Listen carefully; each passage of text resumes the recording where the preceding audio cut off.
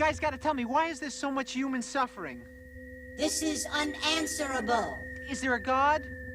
These are the wrong questions. Look, here's my point. If nothing lasts, why am I bothering to make films or do anything for that matter?